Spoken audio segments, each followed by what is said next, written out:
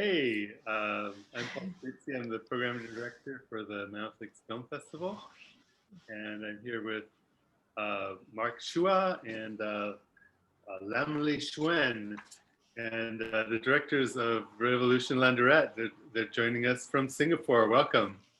Hello, so happy to be here. Yes, thank you so much for having our film as part of MLFF. It's like, we're so thrilled. Yeah. Definitely my pleasure. Such a fascinating film, and I just watched it again and got my brain scrambled by it all over again. So there's so many interesting ideas in this film, and I think in the center of the film, the one character describes the idea of shunyata. Was that kind of one of the main themes of the film for you? Yeah, in a way, I think for that scene in particular, it was kind of interesting because I had a friend, Giovanni, who's in the scene, and we met in Berlin some years ago. And so we were telling him about the film, the ideas we wanted to play with, and we were asking him to riff off some of these ideas and to bring in some of the previous talks that he gave and riff off the ideas. And so he just kind of riffed off that, and we were filming him, and he was like, "Is that good?" And we're like, "That sounds perfect."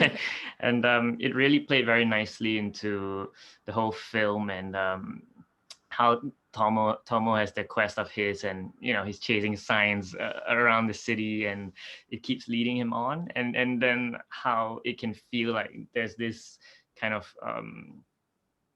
or at least for that scene, we were hoping that how the concept could play with the film would kind of create that sensation of that absurdity, the line between existential understanding, but also versus one's practical actions. So kind of like how the reason why he kind of had this fever dream of sunyata and that kind of stuff at that particular point in time. I think it plays into kind of the spiraling absurdity of his journey as well. And the overall sensation, we're hoping that this ride could kind of communicate. Yeah, kind of as one of the many things that he's facing this confusing kind of journey. Yeah. So these are obviously relatively young characters. So do you think, in a sense, their journey was kind of like a journey of self-understanding, or was it just more of an experiment, like a philosophical experiment, or none of the above? I think it could even be both. Yeah, it's a bit of all. And it's kind of, we were thinking that through exploring these characters kind of ride and their search, hopefully there was also a kind of experiential aspect to it that was kind of philosophical as well, where how we could see in their exploration and search the kind of reflection of that. For us, we were hoping we could try for that. Yeah. So I love the whole concept of the notebook. That's actually, like, in 1974. That's when I was like 13 years old, and I watched that. It was the first World Cup I was old enough to really watch. Yes, right. I totally remember the soccer players and everything. So I was like, oh my God, my history. But how did you come across? Was that a notebook that you actually came across? Yeah, this one. Oh, amazing. Yeah, we were thinking, like, with the Q&A in our home, we could kind of bring up props. Yeah. So the book, it actually belongs to Mark's dad. So when he was a kid in 1974, he was really kind of obsessed and still is obsessed about soccer. Obsessed about soccer and the World Cup. And then he made this little scrapbook in a kampong, which is actually the kind of Malay twist to the word compound. Yeah, it's like so it's kind of the neighborhood village in the past. Yeah. Yeah, so we thought it was so fascinating how finding this one day also kind of played into that whole ride in Tokyo, and how it almost travels over what is that, 30 or 40 years to nicely kind of be a very nice part of this film, you know, how it fits into the film, how the film also fits into it. Right. Yeah. So the film seems to have a motif of trying to go somewhere, but also not going anywhere or staying in the same place. And so how did you think about that? I think in some sense, since they were all kind of always kind of revolving around that kind of idea, and it, in this weird way, I think it also kind of plays into why we wanted to call it both Revolution Launderette, but also in the Japanese title, the merry-go-round of convictions, because we really felt like there's this kind of sensation, feeling that we really wanted to make a film about, which was similar to when one is on a merry-go-round or a carousel, and how you're stuck in the same spot, but every time you make a revolution, you come back, and it's like something's changed in that landscape, right? Someone's moved away, someone's come back, and I feel also, we really love how that kind of played into when we were in Japan for the last few years, and we got to collaborate and make work with our artists and musician friends there. There was we felt very close to the struggles that we had with kind of trying to put your work out and have kind of exist in in certain environments. Right. So I think that the collaborators that we were working with also, we felt kind of were going through the same struggle, you know, like what you mentioned, like kind of wanting to really go somewhere, having your convictions about something, but at the same time sometimes feeling that it's all just going round and round. Yeah, so I think that's kind of one of the key. It's sort of like how at the end, was that truly, you know, an essence of life coming across, you know, just simply in working forward despite it seeming repetitive or like kind a of crazy ride. Yeah. Yeah. Even the word revolution is its two meanings are so opposite of each other, kind of. That's interesting. So can you tell me a little bit about the whole collage sequence? How did you design that? Did you have any particular inspirations for that?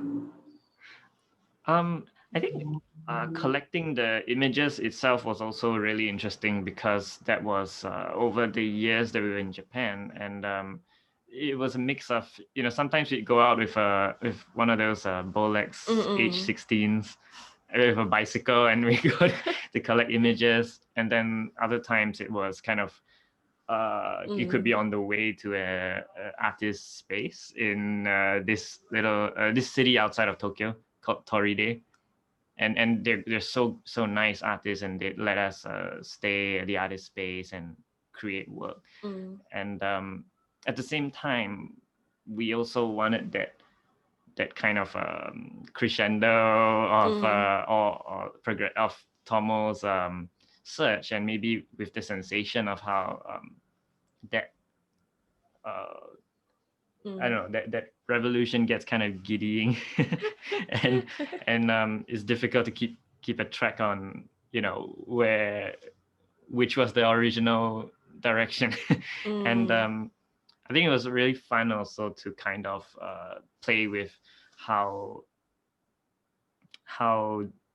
we could weave in both the experience from reality in terms of filming some of the shots, and you know, creating the animation bits, and work that into a kind of half scripted, half improvised overall script. And to see what we could do with the medium. I think it was we really wanted to try and play with that more. and also having the idea of thinking of Tomo's experience, and kind of putting that into this image form, how we sensed how he would feel. So we're really trying to see how we could play with the medium to express that.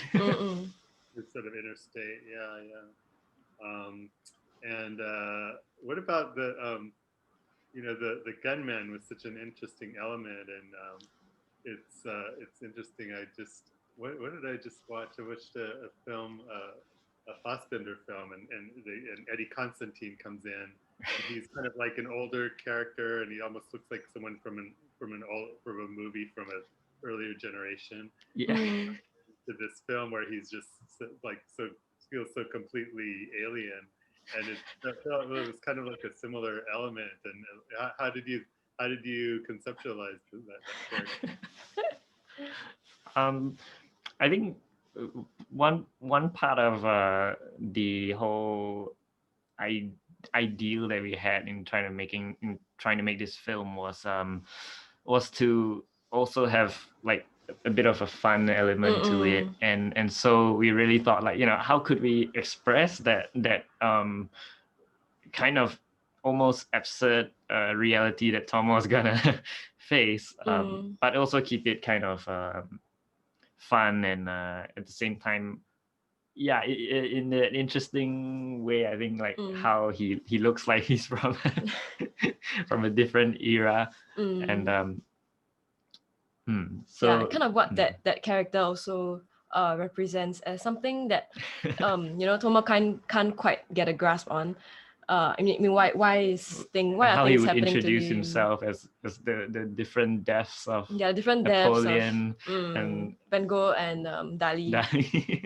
So something that is kind of transcends everything that Tomo has been believing so far, or that he has thought about, what's been happening to him so far. Oh, nice. We just had we just have a comment from Marjorie Conrad, who's the director of Desire Path. She said, we love that film. Yeah, we love the film. Awesome. She said, this was such a great film, a wild musical and philosophical journey. Thank you for making it. So that's awesome. Thank you. Thank you. And Thank you for Desire Path too, I wanted to ask you a little bit about your actors, and actually particularly the character that comes in towards the end of the movie that gets shot in the stomach. He's so charismatic, and just like you're just like, oh my God, he's super charming, and of course your lead actors as well. Can you tell us a little bit about them? The guy who was shot, Kazuya Murakami, he's actually an actor. So a lot of the movie was featured non-actors, but then he's an actor, and he was so cool. I mean, he's just like that. You meet him and he's like, all right, let's get it done.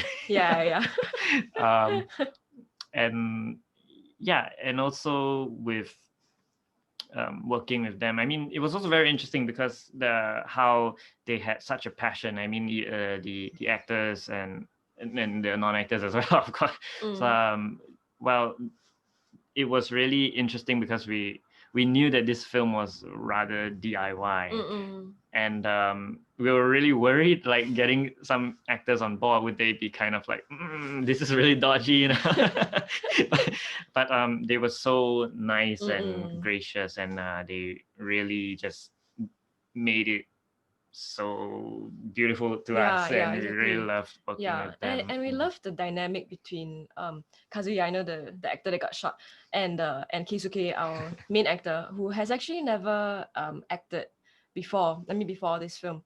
So he's primarily a musician. And actually I met him years ago while I was doing like documenting bands in Japan. And he's a fantastic guitarist. He plays in a hardcore band, really crazy stuff. And then recently he just decided, hey, I want to do like ambient electronic music.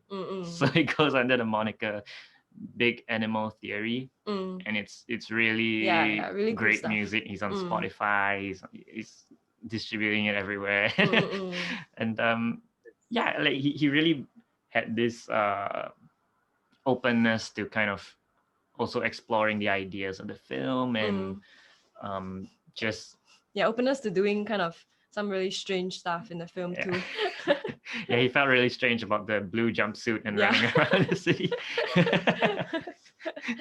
And Kiko Yorozu too. Yeah, she was just fantastic. The lead actress, like she was really sweet, and also she's actually half Chinese and half Japanese. So we communicated with her on set in Mandarin. So there's like so many languages kind of flying around. The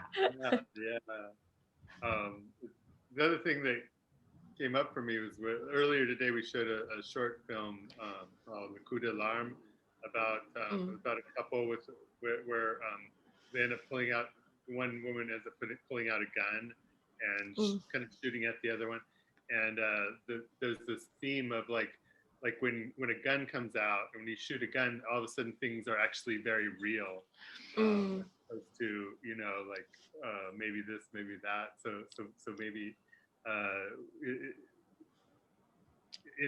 don't know. That's just the thought I had, that maybe that was a great way element to have in the film is bringing out a gun, and it kind of changes it has a force to it. Right. And yes, and at the same time it's such a tricky topic, right? and so we thought it was really also, on one hand, interesting, but on the other hand also fun to kind of give a spin on that, where where he was just going like, you know what, it's cool, like I don't need my blood to exist, And sometimes I think artists and filmmakers, I think we all feel the same way, right? in film, where it's like, it's almost like I don't need my blood to exist. That's an amazing idea. So tell us a little bit of this whole scene in Tokyo. Seems just so fun and vibrant, and so much going on. What's it? I guess you showed us what it's like a little bit, but what's your experience of it? Right. Yeah, that's so nice, and that's what we were also really hoping that it could show this side of Tokyo and Japan as well, because I think a lot of it was just where we had been, and through even artist friends in Singapore, they would connect us to the artists in Japan, and there was a little like network, and they're all so I mean, in a good way, they're also insane. A lot of our friends there, they're just like we were so happy to have met them and then created with them, and it's a whole lot of different types of expressions as well. From very diverse improv expressions, to sound performance to and actually some of them we met because we are also musicians, so we did play some shows in Tokyo a couple of years ago. Osaka. In Osaka. So we met there were these two girls, the experimental performance where they're talking about the tunnel and the the parallel universe in the tunnel. So we played kind of like a experimental, a bit like a sound art performance with them in Osaka.